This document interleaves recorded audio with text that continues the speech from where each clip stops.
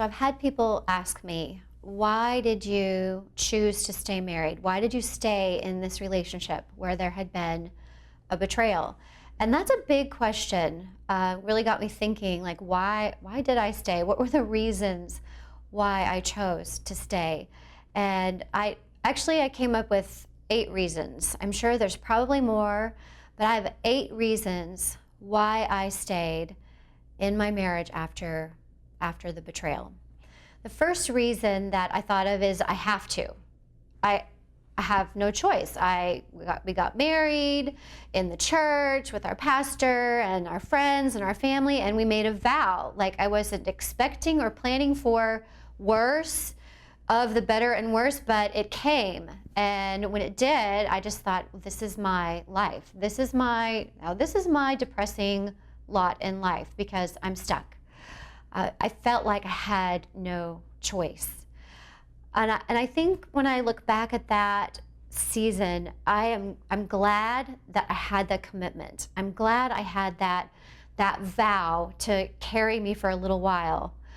I think after years of depending on just the vow I made, commitment felt a lot more like resignation, like I'm doomed to this painful life of constant betrayal. But so reason number 1 is I felt like I had to. Reason number 2 is I wanted my kids to have a family. We have 2 boys, and our boys were small when everything started to come to light in our marriage, and I just wanted them to have a family. And I remember giving up hope for myself, like, okay, my life is over, and I probably won't ever be happy again. But I want my children to have a happy life, and I want them to have their home. And of course, I had read Bringing Up Boys by James Dobson, and I'd read Wild at Heart by John Eldredge. And in a way, it felt like if I left my husband, I would be an accomplice to this devastating father wound that my boys were sure to have.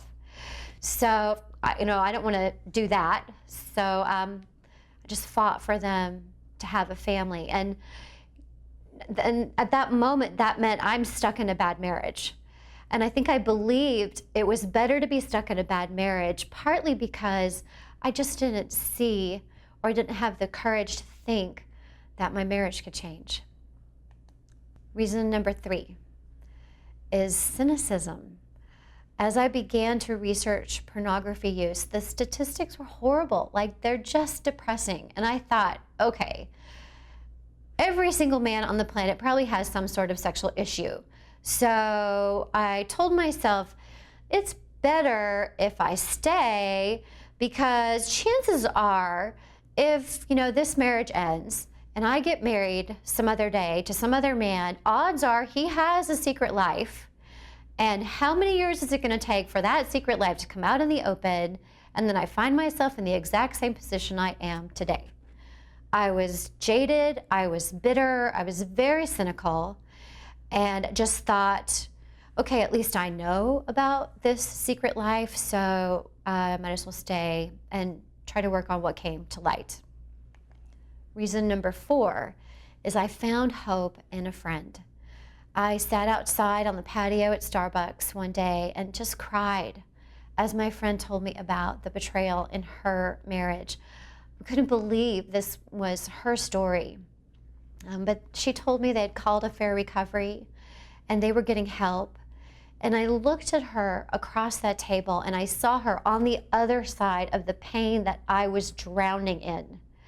And I just thought, if there was hope for her, if there was an other side for her and for her marriage, there has to be an other side for us too. Reason number 5. I wanted the inside story.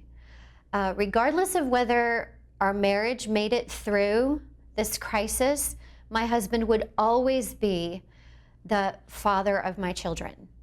And so I wanted him to be free of addiction for our marriage, but I also wanted him to be free of addiction as a father. And honestly, like, this is the thought that was going through my mind. If I stay with him, then I can have more confidence in knowing that he's living free because I'll be there as an eyewitness.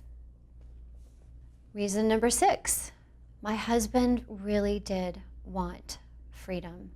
And when I told him I have to get help here, he came with me. And he wanted freedom from sexual addiction. He just didn't know how to get it. He also believed the lie that his use of pornography only affected him. That was like this little thing that didn't affect me. Once the lies were exposed, he really dug in and he began to do the work of finding freedom. Reason number 7, God asked me to stay. And I know this sounds super spiritual, but I really feel like it happened. One of the questions that Leslie brought to us in the Harboring Hope class was, what is God telling you to do? And I had wondered, like, what am I supposed to do? What do I do? I didn't know what to do. And she would ask, what is God telling you to do?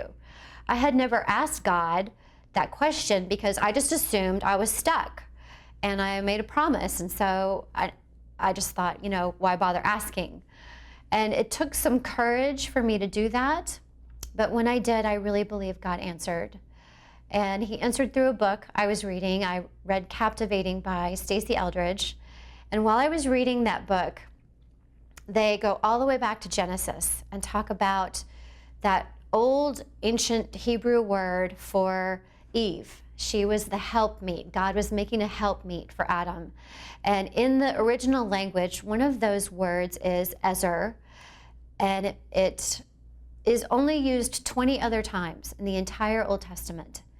Every time it's used, it refers to God when he comes through for someone in a desperate situation.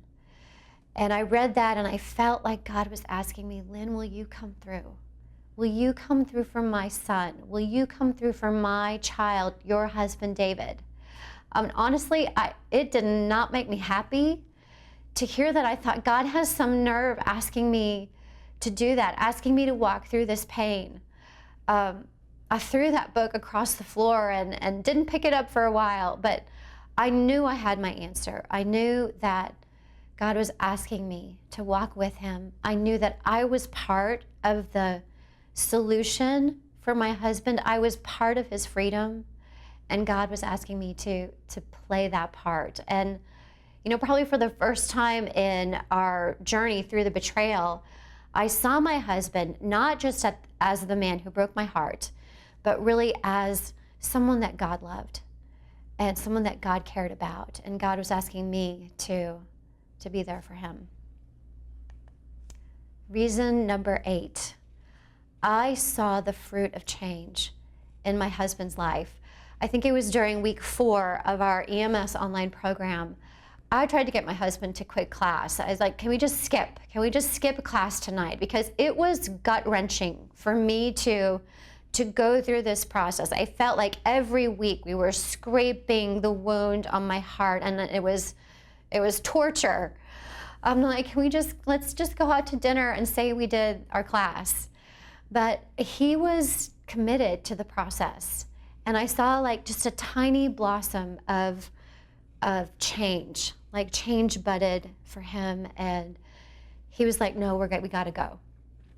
So then it was during about week 4 that I saw this fruit continue to grow in his life. And he acknowledged the effect that his pornography use had on our marriage, had on me.